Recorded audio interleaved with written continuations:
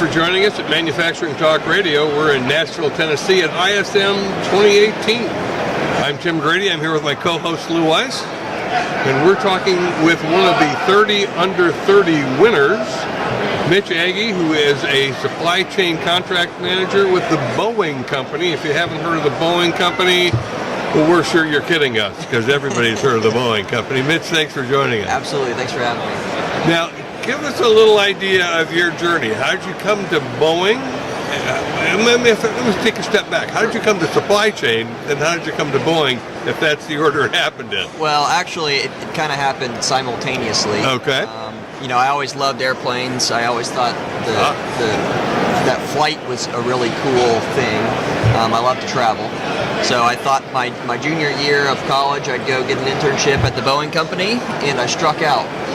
Oh. So I went back and I found somebody else who was an intern there and talked with them, and they helped me process a way to get an internship, and so I did it between my junior and senior year, and they had an opening in the supply chain group, and that's where I started. Oh, cool. So did supply chain turn out to be far more exciting than it sounded? It did. Once I knew that there was international suppliers and international travel that may be involved, that's kind of what piqued my interest back to my the beginning. Right. It turned your crank, huh? That's right. Yeah, I do a guys trip every year, and for the past 3 years we've gone somewhere international, and so it's kind of carried through. It's built a lot of relationships. So where have you been? For work, I've been to. I spent 4 months in Tel Aviv, Israel, working at a supplier, which was a really cool experience. With my buddies, we've been anywhere from London to Scotland to play some golf. We went to Hong Kong and Thailand last year. So, does the company know you went to play golf? That was not on the company dime. Let's be clear about that. That was all on me. Now, do I understand, if I heard the story right, that you weren't with Boeing very long before you were sent to Israel to fix a problem, and it's kind of like, good luck, let's go. Yeah, 6 weeks in, I got pulled into a meeting, and my boss held me after. I thought I was actually getting fired and losing my job. He asked me to leave and go to Tel Aviv in 2 days, so that's kind of how it started. It was I didn't even have a suitcase big enough for a 2-week assignment, so I had to go rush to the store and buy a new suitcase.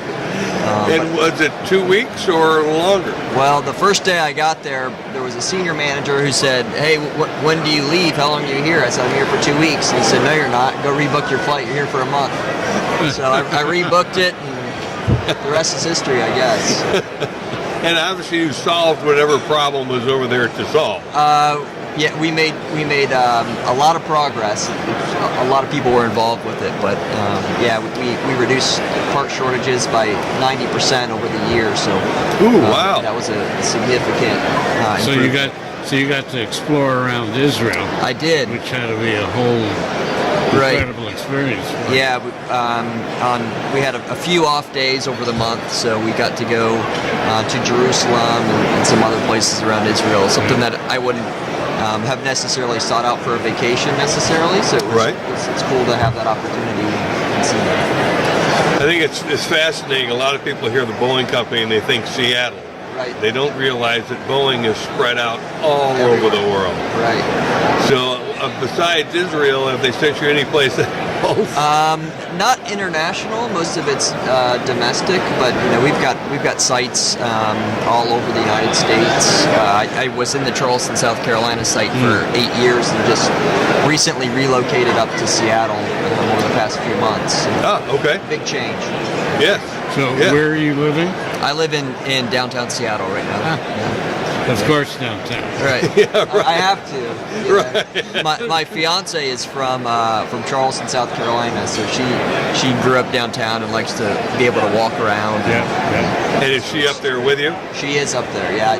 Good. We got engaged, and then I said, "Oh, hey, by the way, we got to go."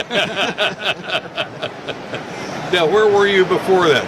I was in Charleston. Oh, okay. Yeah, for 8 years, and then an opportunity came up. I have a legal background, so the opportunity came up to work in the contracts group, and I took advantage of it. So. He's the right one for me to ask the question.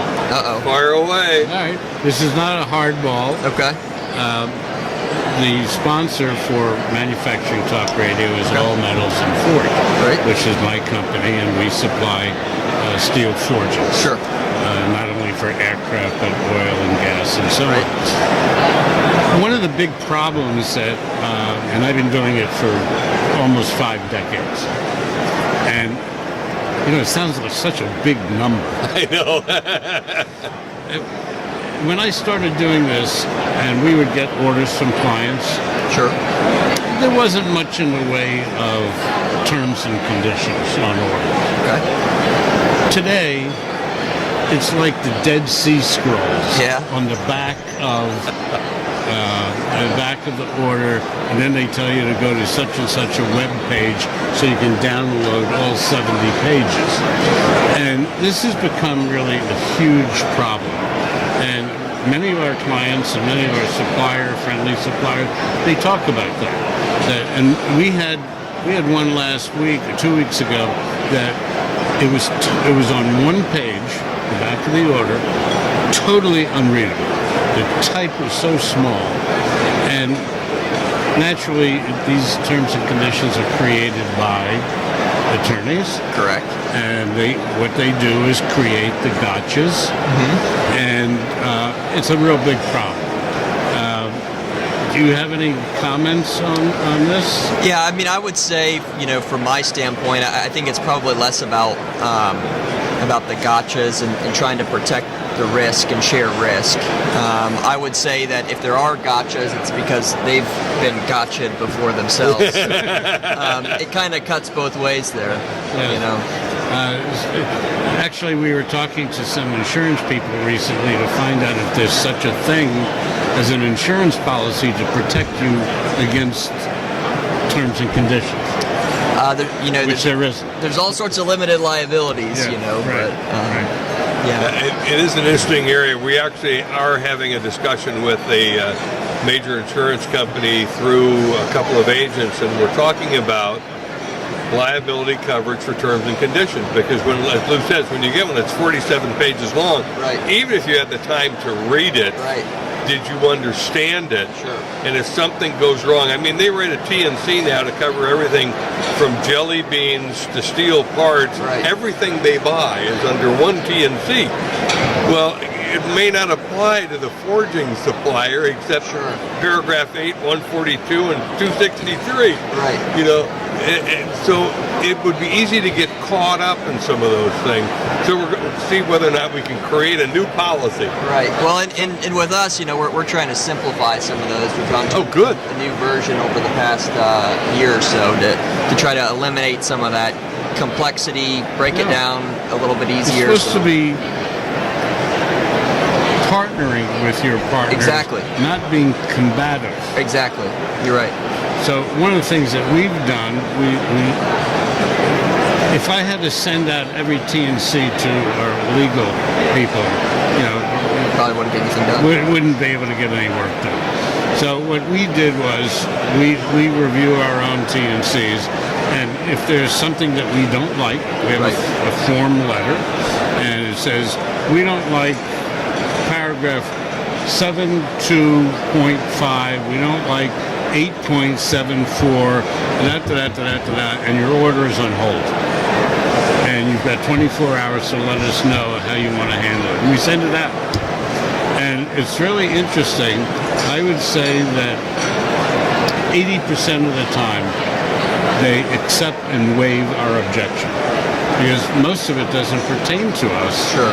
Unless something goes wrong. Right. And then it pertains to us. Right. And then we're hanging on a hook.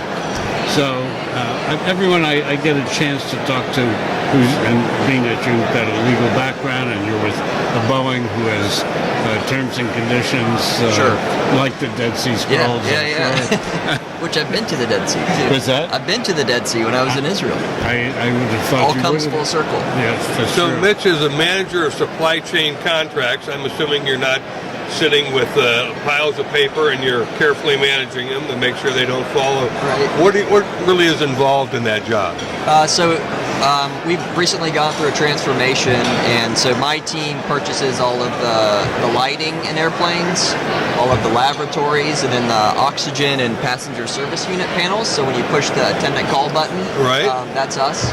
So we do all the contracts for it. So we help negotiate the terms and conditions. We work with our finance counterparts to review pricing, and then we also enforce the terms and conditions throughout the term of the contract. That's the part that I was talking about. The enforcement. Right.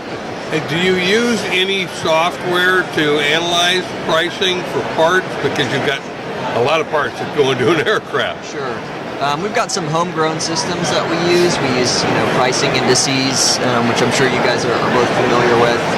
And then it's just a lot of market intelligence. We do our own teardown to look at what costs should be, Right. and try to get help partner with the suppliers, like you were talking about. Of where can we work together to reduce cost for both us and for the supplier to Right. ultimately better service the customer.